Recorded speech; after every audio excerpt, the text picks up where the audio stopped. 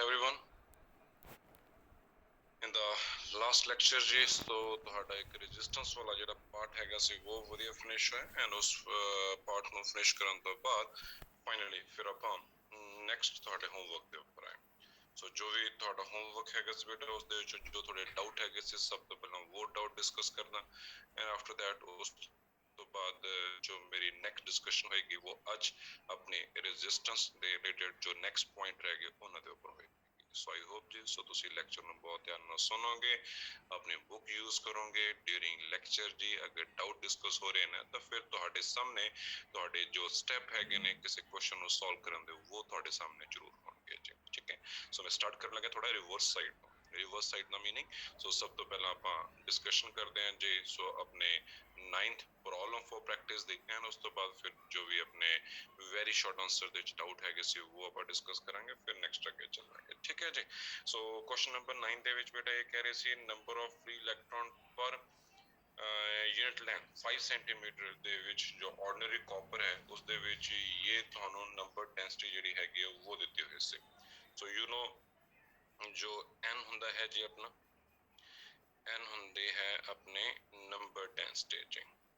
Number density का meaning ये है कि n number of electrons per unit volume ਹੁੰਦੇ ਨੇ ਜੀ। n ਅਗਰ ਇਹ ਹੈ ਤਾਂ ਫਿਰ ਇਸ ਕੁਐਸਚਨ ਦੇ ਵਿੱਚ ਬਸ ਪੁਆਇੰਟ ਇਹ ਸੀ ਵੀ ਤੁਹਾਨੂੰ ਉਹਨਾਂ ਨੇ ਲੈਂਥ ਤਾਂ ਦਿੱਤੀ ਹੋਈ ਹੈ ਬਟ ਏਰੀਆ ਨਹੀਂ ਦਿੱਤਾ ਹੋਇਆ ਸੀ। ਇਟ ਮੀਨਸ ਆਪਾਂ ਨੂੰ ਵੋਲਿਊਮ ਦੀ ਪ੍ਰੋਬਲਮ ਆਈ ਹੋਈ ਸੀ। ਸੋ ਵੋਲਿਊਮ ਦੇ ਪੁਆਇੰਟ ਆਫ ਵਿਊ ਤੇ ਬਸ ਆਪਾਂ ਇੱਕ ਛੋਟਾ ਜਿਹਾ ਸਮਾਰਟ ਸਟੈਪ ਲੈਣਾ ਸੀ ਐਂਡ ਉਹ ਛੋਟਾ ਜਿਹਾ ਸਮਾਰਟ ਸਟੈਪ ਤੁਹਾਡਾ ਇਹ ਸੀ ਵੀ ਵੋਲਿਊਮ ਨੂੰ ਆਪਾਂ ਏਰੀਆ ਇਨਟੂ ਲੈਂਥ ਲਿਖ ਲਾਂਗੇ। ਠੀਕ ਹੈ, ਐਂਡ ਅਗਰ ਏਰੀਆ ਇਨਟੂ ਲੈਂਥ ਲਿਖੋਗੇ ਬੇਟਾ ਜੀ ਤਾਂ ਫਿਰ ਇਸ ਕੁਐਸਚਨ ਦੇ ਵਿੱਚ ਤੁਹਾਨੂੰ ਨੰਬਰ ਆਫ ਇਲੈਕਟ੍ਰॉन्स ਜੋ ਗਿਵਨ ਨੇ ਉਹ 2 into 10 power 21 ਏਰੀਆ ਆਪਾਂ ਇਹ ਯੂਜ਼ ਕਰ ਲਿਆ, ਜੋ ਲੈਂਥ ਹੈਗੀ ਸੀ ਉਹ ਤੁਹਾਡੀ 5 ਸੈਂਟੀਮੀਟਰ ਹੈਗੀ ਸੀ ਜੀ। ਠੀਕ ਹੈ, ਐਂਡ ਇਸ ਤੋਂ ਬਾਅਦ ਬਸ ਤੁਸੀਂ ਕਰੰਟ ਫਾਈਂਡ ਆਊਟ ਕਰਨਾ ਸੀ ਐਂਡ ਕਰੰਟ ਦੇ ਲਈ ਬੇਟਾ ਜੀ ਫਾਰਮੂਲਾ ਆਪਣਾ NAE into VD ਹੈਗਾ ਸੀ। ਸੋ ਅਗਰ ਇਹ ਸੀ ਤਾਂ ਹੁਣ ਆਪਣੇ n ਦੀ ਵੈਲਿਊ ਇੱਥੇ ਪੁੱਟ ਕਰੋ। n ਦੀ ਵੈਲਿਊ ਪੁੱਟ ਕਰੋਗੇ 2 into 10 10 to power 21 upon area into your length G into area into your electronic charge and drift velocity जो given say that is 0.25 millimeter। so millimeter ਨੂੰ ਆਪਾਂ ਮੀਟਰ ਦੇ ਵਿੱਚ ਕਨਵਰਟ ਕਰ ਲਾਂਗੇ। ਠੀਕ ਹੈ, ਸੋ ਮਿਲੀਮੀਟਰ ਨੂੰ ਅਗਰ ਮੀਟਰ ਚ ਕਨਵਰਟ ਕਰ ਲਓਗੇ ਤਾਂ ਬਸ ਇਹ ਏਰੀਆ ਹੁਣ ਤੁਹਾਡਾ ਕੈਂਸਲ ਹੋ ਗਿਆ ਵੀ ਯਹੀ ਸਭ ਤੋਂ ਇੰਪੋਰਟੈਂਟ ਪੁਆਇੰਟ ਸੀ ਆਪਣਾ।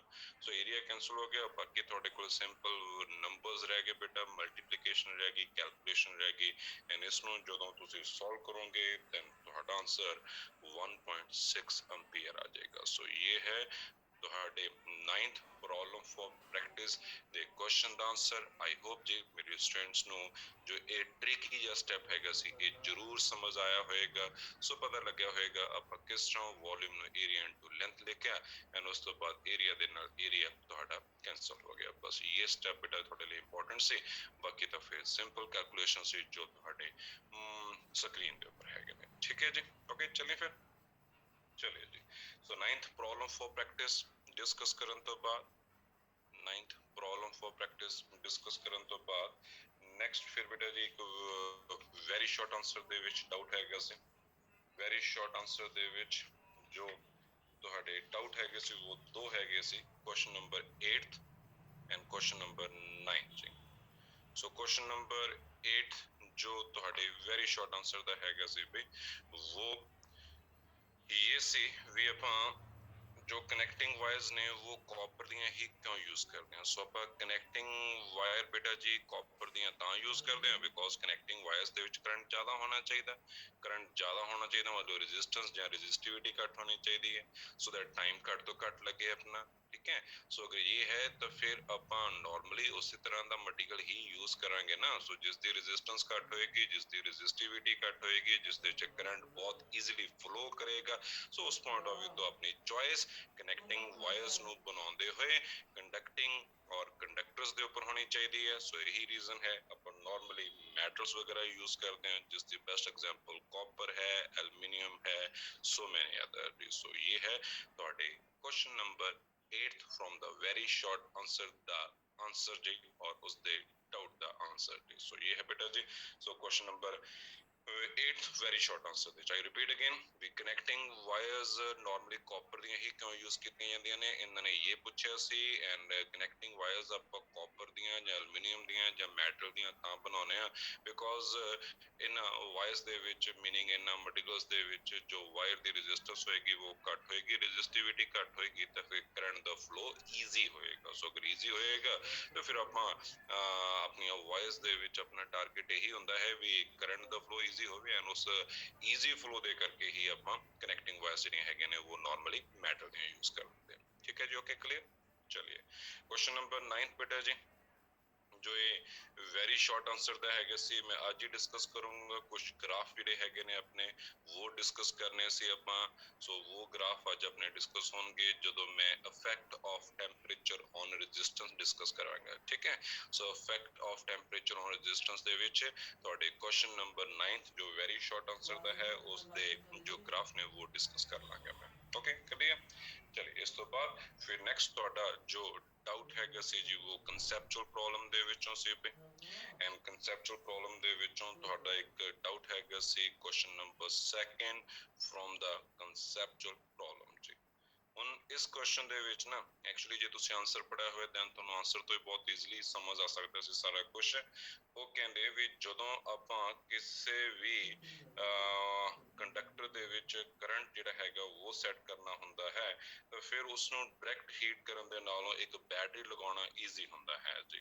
ਸੋ ਸਿੰਪਲ ਇਹ ਹੈ ਵੀ ਕਿਸੇ ਵੀ ਕੰਡਕਟਰ ਦੇ ਵਿੱਚ ਆਪਾਂ ਬੈਟਰੀ ਲਗਾ ਕੇ ਕਰੰਟ ਨੂੰ ਈਜ਼ੀਲੀ ਜੋ ਹੈ ਉਸ ਦਾ ਪਾਥ ਪ੍ਰੋਵਾਈਡ ਕਰ ਸਕਦੇ ਹਾਂ rather than ਹੀਟਿੰਗ ਇਫੈਕਟ ਦੇ ਨਾਲੋਂ. ਸੋ ਸਿੰਪਲ ਗੱਲ ਹੈ ਬੇਟਾ ਜੀ, ਵੀ ਜਦੋਂ ਹੀਟ ਕਰੋਗੇ ਦੈਨ ਹੀਟ ਕਰਨ ਤੋਂ ਬਾਅਦ I square RT ਦੇ ਕਰਕੇ ਤੁਹਾਡੇ ਪਾਰਟੀਕਲਸ ਦੇ ਇਨ ਬਿਟਵੀਨ ਕੋਲੀਜ਼ਨ ਉਸ ਤੋਂ ਵੀ ਜ਼ਿਆਦਾ ਹੋ ਜਾਏਗਾ ਹੈ ਨਾ. So due to thermal energy and ਅਗਰ ਤੁਸੀਂ ਹੀਟ ਸਪਲਾਈ ਕਰੋਗੇ ਆਪਣੇ ਕੰਡਕਟਰ ਨੂੰ then due to your thermal energy ਤੁਹਾਡੇ ਚਾਏ ਪਾਰਟੀਕਲਸ ਨੂੰ ਉਸ ਤੋਂ ਵੀ ਜ਼ਿਆਦਾ ਇੱਕ એનર્ਜੀ ਮਿਲੇਗੀ ਐਂਡ ਜਿਸ એનર્ਜੀ ਦੇ ਕਰਕੇ ਉਹਨਾਂ ਦੀ ਵਾਈਬ੍ਰੇਸ਼ਨ ਉਸ ਤੋਂ ਵੀ ਜ਼ਿਆਦਾ ਫਾਸਟ ਹੋ ਜਾਣਗੀਆਂ. ਜਦੋਂ ਵਾਈਬ੍ਰੇਸ਼ਨ ਫਾਸਟ ਹੋ ਗਈਆਂ ਤਾਂ ਫਿਰ ਉਹਨਾਂ 'ਚ ਕੋਲੀਜ਼ਨ ਉਸ ਤੋਂ ਵੀ ਜ਼ਿਆਦਾ ਹੋ ਜਾਣਗੇ ਐਂਡ ਅਗਰ ਕੋਲੀਜ਼ਨ ਹੋ ਗਏ ਤਾਂ ਫਿਰ ਕੋਲੀਜ਼ਨ याद रखियो जो मैं बोल रहे हैं collision is the main cause of your resistance. It means the resistance ਜਿਹੜੀ ਆਉਂਦੀ ਹੈ ਨਾ ਉਹ collision ਕਰਕੇ ਹੀ ਆਉਂਦੀ ਹੈ. so this is the reason. so ਜਿਸ ਦੇ ਕਰਕੇ ਤੁਹਾਡੀ ਜੋ resistance ਹੈ ਨਾ ਉਹ ਤੁਹਾਡੀ ਇਸ heating effect of current ਕਰਕੇ ਉਨੀ ਹੀ ਜ਼ਿਆਦਾ ਹੋ ਜੂਗੀ. so ਜਿਹਦੇ ਕਰਕੇ current ਦਾ flow ਉਸ ਤੋਂ ਵੀ tough ਹੋ ਜਾਏਗਾ.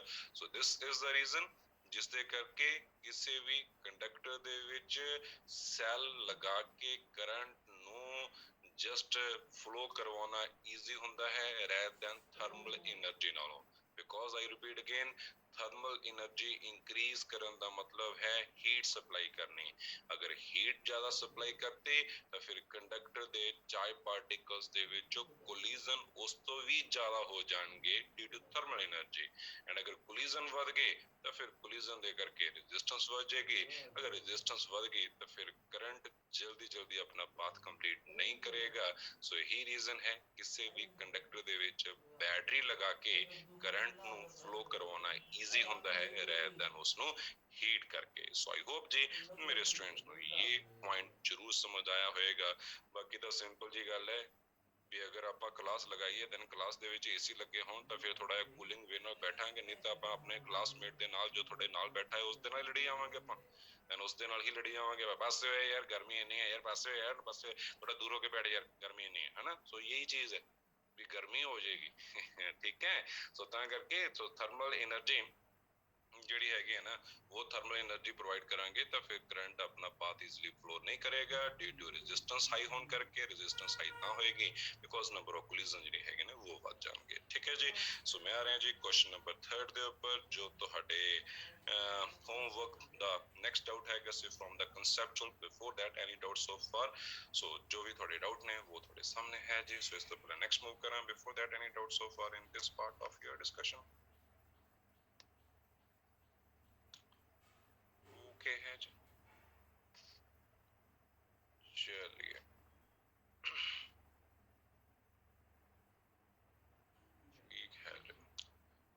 ਬੱਚੇ ਮੈਂ ਹਮੇਸ਼ਾ ਕਹਿੰਦਾ ਬੇਟਾ ਜੀ ਲੇਟ ਜੁਆਇਨ ਕਰਦੇ ਨੇ, I don't know what's the problem, but exact 9 ਵਜੇ ਮੇਰੀ ਕਲਾਸ ਸ਼ੁਰੂ ਹੋ ਜਾਂਦੀ ਹੈ। ਸੋ ਮੈਂ ਕਾਫੀ ਵਾਰੀ ਪਹਿਲਾਂ ਵੀ ਰਿਕੁਐਸਟ ਕੀਤੀ ਹੈ ਪਲੀਜ਼ ਸਹੀ ਟਾਈਮ ਦੇ ਉੱਪਰ ਐਂਟਰ ਹੋਇਆ ਕਰੋ। ਸੋ ਕਾਫੀ ਸਟੂਡੈਂਟਸ ਦੀ ਪ੍ਰੋਬਲਮ ਪਤਾ ਨਹੀਂ ਕਿਆ ਹੈ, ਲੇਜ਼ੀ ਹੈ ਨਾ। ਸੋ ਅੱਗੇ ਜਾ ਕੇ ਬਈ ਮੈਂ ਪਹਿਲਾਂ ਵੀ ਕਿਹਾ ਹੈ ਤੁਹਾਨੂੰ ਕਲਾਸ ਦੇ ਵਿੱਚ, ਜੋ ਬੱਚਾ ਟਾਈਮ ਦੀ ਰਿਸਪੈਕਟ ਨਹੀਂ ਕਰਦਾ, ਟਾਈਮ ਨੇ ਉਸ ਦੀ ਰਿਸਪੈਕਟ ਨਹੀਂ ਕਰਨੀ। ਅੱਜ ਟੀਚਰ ਦੀਆਂ ਗੱਲਾਂ ਨੇ ਸ਼ਾਇਦ ਥੋੜੀਆਂ ਜਿਹੀਆਂ ਲਾਈਟ ਹੀ ਲੱਗਦੀਆਂ ਹੋਣਗੀਆਂ ਵੀ ਯਾਰ ਉਹੀ ਬੋਲੀ ਜਾਂਦੇ ਹੁੰਦੇ ਨੇ ਬੰਦੇ, ਨਹੀਂ ਨਹੀਂ ਨਹੀਂ ਬੇਟਾ, ਜੋ ਸੱਚ ਹੈ ਸੋ ਸੱਚ ਹੈ। ਅੱਜ ਟਾਈਮ ਦੀ ਰਿਸਪੈਕਟ ਨਹੀਂ ਕਰੋਗੇ, ਕੱਲ ਟਾਈਮ ਤੁਹਾਡੀ ਰਿਸਪੈਕਟ ਨਹੀਂ ਕਰੇਗਾ, ਠੀਕ ਹੈ। ਬਾਕੀ ਤੁਹਾਡੀ ਮਰਜ਼ੀ ਹੈ ਜੀ।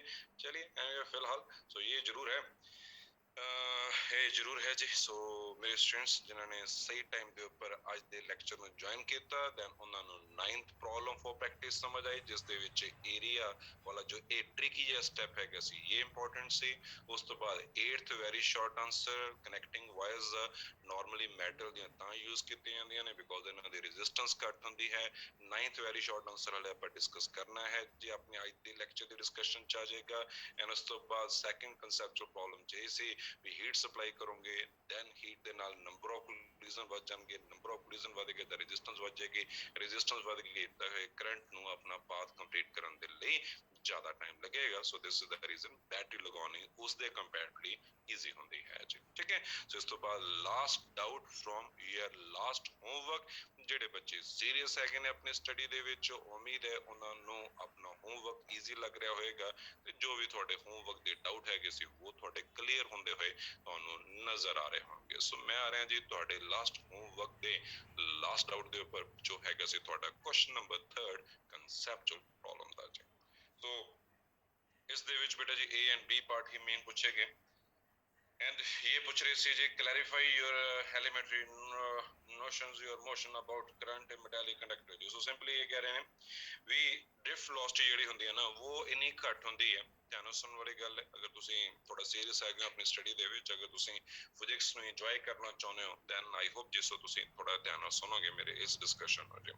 ਇਹ ਕਹਿੰਦੇ ਜੀ ਵੀ ਡ੍ਰਿਫਟ ਵੈਲੋਸਿਟੀ ਦੀ ਜਿਹੜੀ ਵੈਲਿਊ ਹੁੰਦੀ ਹੈ ਨਾ, ਜੋ ਤੁਸੀਂ ਯੂਜ਼ ਕੀਤੀ ਹੈ ਡਿਫਰੈਂਟ ਨਿਊਮੈਰੀਕਲਸ ਦੇ ਵਿੱਚ, ਜੋ ਤੁਸੀਂ ਆਪਣੀ ਬੁੱਕ ਦੇ ਵਿੱਚੋਂ ਪੜ੍ਹੀ ਹੈ, ਇਸ ਡ੍ਰਿਫਟ ਵੈਲੋਸਿਟੀ ਦਾ ਆਰਡਰ ਇਸ ਦੀ ਵੈਲਿਊ ਨਾਰਮਲੀ ਮਿਲੀਮੀਟਰ ਪਰ ਸੈਕਿੰਡ ਚ ਹੁੰਦੀ ਹੈ।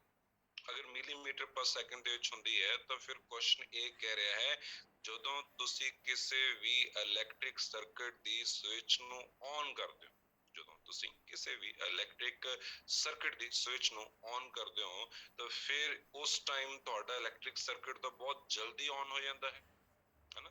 ਨਹੀਂ ਤਾਂ ਤੁਸੀਂ ਆਪਣੇ ਰੂਮ 'ਚ ਬੈਠੇ ਹੋ, ਜਿਸ ਰੂਮ 'ਚ ਤੁਸੀਂ ਬੈਠੇ ਹੋ ਜੀ ਉਸ ਰੂਮ ਦੇ ਵਿੱਚ ਅਗਰ ਕੋਈ ਲਾਈਟ ਹੈ, ਕੋਈ ਬਲਬ ਹੈ, ਦੈਨ ਉਸ ਦੀ ਸਵਿਚ ਨੂੰ ਔਨ ਆਫ ਕਰਕੇ ਦੇਖੋ। ਅਗਰ ਆਪਾਂ ਕਲਾਸ 'ਚ ਬੈਠੇ ਹੁੰਦੇ ਦੈਨ ਡੈਫੀਨੇਟਲੀ ਮੈਨੂੰ ਲੱਗਦਾ ਮੇਰੇ ਸਟੂਡੈਂਟ ਨੂੰ ਆਈਡੀਆ ਆ ਗਿਆ ਹੋਏਗਾ ਵੀ ਮੇਰੇ ਲੈਕਚਰ ਸਟੈਂਡ ਦੇ ਨੇੜੇ ਜਾਂ ਫਿਰ ਉਸ ਦੇ ਆਪੋਜ਼ਿਟ ਡੋਰ ਦੇ ਨਜ਼ਦੀਕ ਜੋ ਸਵਿਚਸ ਹੈਗੇ ਨੇ, ਦੈਨ ਉਹਨਾਂ ਸਵਿਚਸ ਨੂੰ ਜਦੋਂ ਮੈਂ ਔਨ ਆਫ ਕਰਨਾ ਸੀ ਤਾਂ ਜੋ ਕਲਾਸ ਰੂਮ ਦੇ ਬਲਬ ਹੈਗੇ ਸੀ ਵੀ ਉਹ ਬਹੁਤ ਜਲਦੀ ਗਲੋ ਕਰਦੇ ਨੇ। ਸੋ ਕੁਐਸਚਨ ਇੱਥੋਂ ਬਣਾਇਆ ਗਿਆ।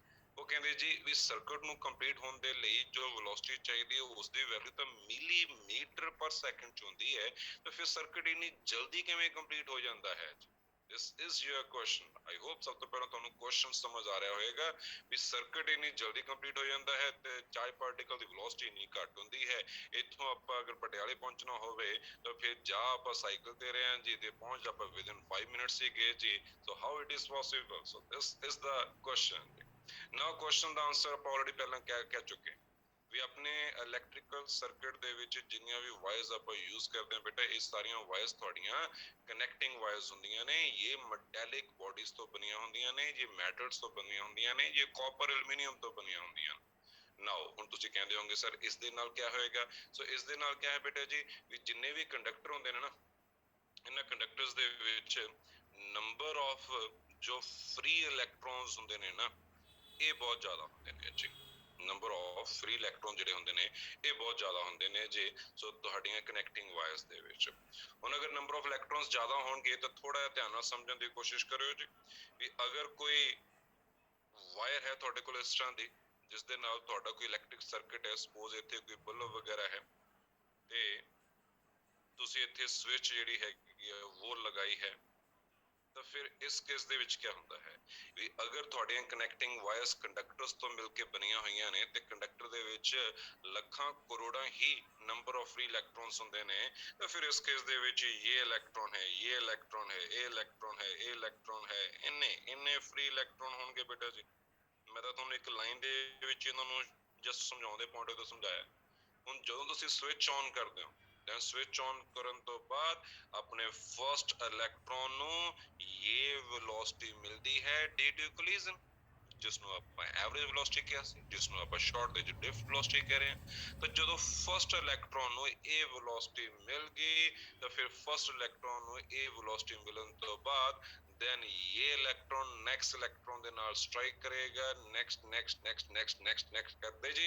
सो जो लास्ट इलेक्ट्रॉन है ना वो अपने बल्ब ਦੇ ਸਰਕਟ ਦੇ ਵਿੱਚ ਜਾ ਕੇ ਆਪਣੇ ਫੁੱਲ ਸਰਕਟ ਨੂੰ ਕੰਪਲੀਟ ਕਰ ਲੇਗਾ। ਇਹ ਚੀਜ਼ ਬਿਲਕੁਲ ਉਵੇਂ ਹੋ ਰਹੀ ਹੈ ਜਿਸ ਤਰ੍ਹਾਂ ਅਗਰ ਕਦੇ ਪਾਰਕਿੰਗ ਦੇ ਵਿੱਚ ਤੁਸੀਂ ਸਾਈਕਲ ਦੇਖੇ ਹੋਣ ਨਾ, ਜਦੋਂ ਅਸੀਂ ਪੜ੍ਹਦੇ ਹੁੰਦੇ ਸੀ ਸਕੂਲ, ਦੈਨ ਉਸ ਟਾਈਮ ਸਾਰਿਆਂ ਨੇ ਸਾਈਕਲ ਤੇ ਜਾਂਦੇ ਹੁੰਦੇ ਸੀ। ਦੈਨ ਸਾਈਕਲ ਸਟੈਂਡ ਦੇ ਵਿੱਚ ਇਸ ਤਰ੍ਹਾਂ ਦੇ ਨੰਬਰ ਆਫ ਸਾਈਕਲ ਹੁੰਦੇ ਸੀ। ਦੈਨ ਉਸ ਟਾਈਮ ਨਾ ਇੱਕ ਜਿੱਦ ਜੀ ਹੁੰਦੀ ਸੀ ਯਾਰ ਦੀ ਜੀ, ਜਦੋਂ ਫਾਈਨਲ ਬੈਲ ਹੋਣੀ, ਪੰਜਾਬੀ ਚ ਬੋਲਾਂ ਤਾਂ ਜਦੋਂ ਭਾਈ ਸਕੂਲ ਦੀ ਛੁੱਟੀ ਹੋਣੀ, ਦੈਨ ਸਕੂਲ ਦੀ ਛੁੱਟੀ ਹੋਣ ਤੋਂ ਬਾਅਦ ਭੱਜੇ ਆਪਣੇ ਸਾਈਕਲ ਸਟੈਂਡ ਦੇ ਉੱਪਰ ਜਾਣਾ, ਸਾਈਕਲ ਸਟੈਂਡ ਦੇ ਵਿੱਚੋਂ ਆਪਣਾ ਸਾਈਕਲ ਕੱਢ ਕੇ ਨਾ, ਆਪਣਾ ਸਾਈਕਲ ਕੱਢ ਕੇ ਬਾਕੀ ਸਾਈਕਲ ਦੇ ਉੱਪਰ ਨਾਲ ਦੇ ਨਾਲ ਜਸਟ ਸਟ੍ਰਾਈਕ ਕਰ ਦੇਣਾ, ਠੀਕ ਹੈ। ਉਸਨੂੰ ਥੋੜਾ ਜਿਹਾ ਉਸਨੂੰ ਜਿਹੜਾ ਹੈਗਾ ਉਹ ਪੁਸ਼ ਕਰ ਦੇਣਾ। ਆਈ ਹੋਪ ਜੀ ਸੋ ਮੇਰੀ ਗੱਲ ਸਮਝ ਰਹੇ ਹੋਵੋਗੇ। ਆਪਣਾ ਸਾਈਕਲ ਕੱਢ ਕੇ ਬਾਕੀਆਂ ਨੂੰ ਟੱਕ ਨਾਲ ਦੇ ਨਾਲ ਹੀ ਮਾਰਨਾ। ਤੇ ਜੋ ਸਾਈਕਲ ਡਿੱਗਣ ਦਾ ਨਜ਼ਾਰਾ ਆਉਂਦਾ ਸੀ ਨਾ ਉਸ ਟਾਈਮ, ਜੋ ਸਾਈਕਲ ਡਿੱਗਦੇ ਹੁੰਦੇ ਸੀ ਤਾਂ ਉਹਨਾਂ ਸਾਈਕਲ ਨੂੰ ਡਿੱਗਦੇ ਹੋਏ ਦੇਖਣ ਦਾ ਜੋ ਨਜ਼ਾਰਾ ਆਉਂਦਾ ਸੀ ਉਹ ਕੁਛ ਹੋਰ ਹੀ ਹੁੰਦਾ ਸੀ। ਐਨ ਅਗਰ ਇਹ ਹੁੰਦਾ ਸੀ ਤਾਂ ਮੈਂ ਤਾਂ 21 ਸਾਈਕਲ ਦੇ ਉੱਪਰ ਫੋਰਸ ਲਗਾਈ ਸੀ। ਅਗਰ ਕੰਪੇਅਰ ਕਰ ਰਹੇ ਹੋ ਮੇਰੇ ਐਗਜ਼ਾਮਪਲ ਨੂੰ ਤਾਂ ਫਿਰ ਨੈਕਸਟ ਸਾਈਕਲ ਦੇ ਉੱਪਰ ਮੈਂ ਫੋਰਸ ਨਹੀਂ ਲਗਾਈ। ਇਹ ਫਰਸਟ ਸਾਈਕਲ ਨੇ ਆਪਣੇ ਆਪ ਹੀ ਫੋਰਸ ਲਗਾਤੀ, ਉਸਨੇ ਨੈਕਸਟ ਪਾਰਟੀਕਲ ਨੂੰ ਆਪਣੇ ਫੋਰਸ ਪ੍ਰੋਵਾਈਡ ਕੀਤੀ ਐਂਡ ਇਹ ਫੋਰਸ ਚਲਦੀ ਲਾਸਟ ਸਾਈਕਲ ਕੋਲੇ ਆਪਣੇ ਆਪ ਹੀ ਪਹੁੰਚ ਗਈ। ਇਸ ਲਾਸਟ ਇਲੈਕਟ੍ਰੋਨ ਕੋਲੇ ਆਪਣੇ ਆਪ ਹੀ ਪਹੁੰਚ ਗਈ ਜਿਸ ਇਲੈਕਟ੍ਰੋਨ ਨੇ ਆਪਣੇ ਸਰਕਟ ਨੂੰ ਬਹੁਤ ਜਲਦੀ ਕੰਪਲੀਟ ਕਰਤਾ। ਸੋ ਦਿਸ ਇਜ਼ ਦਾ ਪੁਆਇੰਟ ਜੀ, ਵੀ ਮੰਨਿਆ ਇਲੈਕਟ੍ਰੋਨ ਦੀ ਜੋ ਆਪਣੀ ਡ੍ਰਿਫਟ ਵੈਲੋਸਿਟੀ ਹੈ ਉਹ ਘੱਟ ਹੁੰਦੀ ਹੈ, ਬਟ ਇੰਨੀ ਘੱਟ ਡ੍ਰਿਫਟ ਵੈਲੋਸਿਟੀ ਹੋਣ ਦੇ ਬਾਵਜੂਦ ਵੀ ਸੋ ਜਿਹੜੇ ਇਹ ਇਲੈਕਟ੍ਰੋਨਸ ਹੁੰਦੇ ਨੇ ਬਈ ਇਹ ਸਾਰੇ ਦੇ ਸਾਰੇ ਇਲੈਕਟ੍ਰੋਨਸ ਬਹੁਤ ਜਲਦੀ ਆਪਣਾ ਸਰਕਟ ਜਿਹੜਾ ਹੈਗਾ ਉਹ ਕੰਪਲੀਟ ਕਰ ਲੈਂਦੇ ਨੇ। ਬਿਕੋਜ਼ ਜਦੋਂ ਇੱਕ ਵੀ ਇਲੈਕਟ੍ਰੋਨ ਨੂੰ ਉਸਦੀ ਡ੍ਰਿਫਟ ਵੈਲੋਸਿਟੀ ਮਿਲਦੀ ਹੈ ਤਾਂ ਫਿਰ ਉਸ ਡ੍ਰਿਫਟ ਵੈਲੋਸਿਟੀ ਦੇ ਨਾਲ ਉਸਨੂੰ ਇੱਕ ਮੇਨ ਫੋਰਸ ਮਿਲਦੀ ਹੈ ਐਂਡ ਉਸ ਫੋਰਸ ਦੇ ਨਾਲ ਇੱਕ ਇਲੈਕਟ੍ਰੋਨ ਦੂਸਰੇ ਇਲੈਕਟ੍ਰੋਨ ਜੋ ਸਟ੍ਰਾਈਕ ਕਰਦਾ ਹੈ, ਦੂਸਰਾ ਥਰਡ ਇਲੈਕਟ੍ਰੋਨ ਨਾਲ ਸਟ੍ਰਾਈਕ ਕਰਦਾ ਹੈ। ਸਟ੍ਰਾਈਕਿੰਗ ਕਰਦੇ ਕਰਦੇ ਬਹੁਤ ਜਲਦੀ ਵਿਦਿਨ ਸੈਕਿੰਡ ਤਾਂ ਬਹੁਤ ਜਲਦੀ ਜ਼ਿਆਦਾ ਬੋਲ ਗਿਆ ਮੈਂ, ਵਿਦਿਨ ਮਿਲੀ ਸੈਕਿੰਡ ਜੀ ਨਾਲ ਦੇ ਨਾਲ ਲਾਸਟ ਇਲੈਕਟ੍ਰੋਨ ਜਿਹੜਾ ਹੈਗਾ ਉਹ ਆਪਣਾ ਸਰਕਟ ਕੰਪਲੀਟ ਕਰ ਲਏਗਾ। ਸੋ ਜਿਸ ਦੇ ਕਰਕੇ ਤੁਹਾਡੀ ਸਵਿਚ ਔਨ ਕਰਨ ਤੋਂ ਬਾਅਦ ਤੁਹਾਡਾ ਸਰਕਟ ਬਹੁਤ ਜਲਦੀ ਔਨ ਹੋ ਜਾਏਗਾ। ਸੋ ਇਹ ਹੈ ਬੇਟਾ ਜੀ ਤੁਹਾਡੇ ਇਸ ਕੁਐਸਚਨਸ ਨੂੰ ਸਮਝਾਉਣ ਦਾ ਬੈਸਟ ਮੈਥਡ ਜੀ।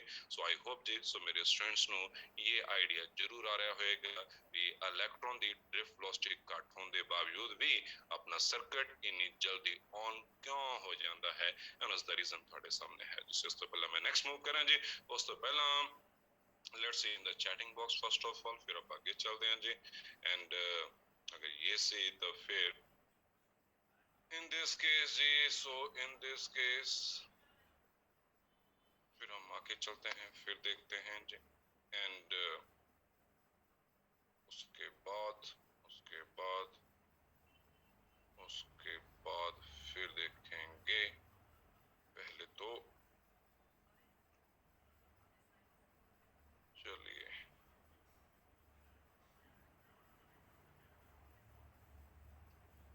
चलिए जी। So already you are in the और एक और सिंगल ऑलरेडी है जी।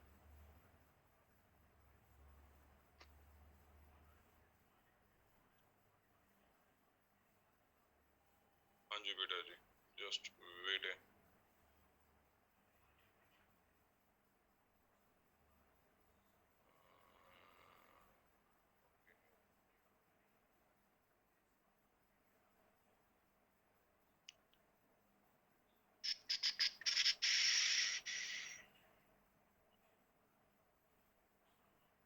और ऐसे कंफ्यूज मत करो ये, और ਇੱਕ ਹੀ ਡਿਵਾਈਸ ਲੈ ਕੇ ਚਲੋ ਬੇਟਾ ਜੀ। ਸੋ ਮੈਂ ਆਪਣੇ ਲੈਕਚਰ 'ਚ ਡਿਸਟਰਬ ਹੋ ਰਿਹਾ ਤੁਹਾਡੇ ਕਰਕੇ, so please don't do it next time ਜੀ, ਇਹ ਚੀਜ਼ ਨਾ ਹੋਵੇ। ਸੋ ਜੋ ਵੀ ਡਿਵਾਈਸ ਡੂਸ ਆਪਣਾ ਇੱਕ ਹੀ ਰੱਖੋ, ਪਲੀਜ਼ ਪਲੀਜ਼ ਪਲੀਜ਼, ਔਰ ਡੋਂਟ ਡਿਸਟਰਬ ਦ ਲੈਕਚਰ ਜੀ please, otherwise sorry class disturb ਹੋ ਰਹੀ ਹੈ ਤੁਹਾਡੇ ਕਰਕੇ ਜੀ। ਚਲੇ ਐਨੀਵੇ ਫਿਲਹਾਲ ਜੀ, ਸੋ ਮੈਂ ਵਾਪਿਸ ਆਉਣਾ ਜੀ। ਆਈ ਹੋਪ ਜੀ ਸੋ ਮੇਰੇ ਸਟੂਡੈਂਟਸ ਨੂੰ ਇਹ ਕਨਸੈਪਟ ਜ਼ਰੂਰ ਸਮਝ ਆਇਆ ਹੋਏਗਾ ਜੀ। ਸੋ ਵੀ ਕਿਉਂ ਆਪਣੇ ਇਲੈਕਟ੍ਰੋਨ ਦੀ ਡਿਫ ਵੈਲੋਸਿਟੀ ਇੰਨੀ ਘੱਟ ਹੋਣ ਦੇ ਬਾਵਜੂਦ ਵੀ ਆਪਣਾ ਸਰਕਟ ਇੰਨੀ ਜਲਦੀ ਕੰਪਲੀਟ ਕਿਉਂ ਹੋ ਜਾਂਦਾ, ਬਿਕੋਜ਼ ਤੁਹਾਡੇ ਸਰਕਟ ਦੇ ਵਿੱਚ ਜਿਹੜੀਆਂ ਵਾਇਰਸ ਨੇ ਉਹ ਕਨੈਕਟਿੰਗ ਵਾਇਰਸ ਹੁੰਦੀਆਂ ਨੇ। ਕਨੈਕਟਿੰਗ ਵਾਇਰਸ ਜਿਹੜੀਆਂ ਹੁੰਦੀਆਂ ਨੇ ਉਹਨਾਂ 'ਚ ਨੰਬਰ ਆਫ ਫ੍ਰੀ ਇਲੈਕਟ੍ਰੋਨ ਜ਼ਿਆਦਾ ਹੁੰਦੇ ਨੇ। ਅਗਰ ਨੰਬਰ ਆਫ ਫ੍ਰੀ ਇਲੈਕਟ੍ਰੋਨ ਜ਼ਿਆਦਾ ਹੋਣਗੇ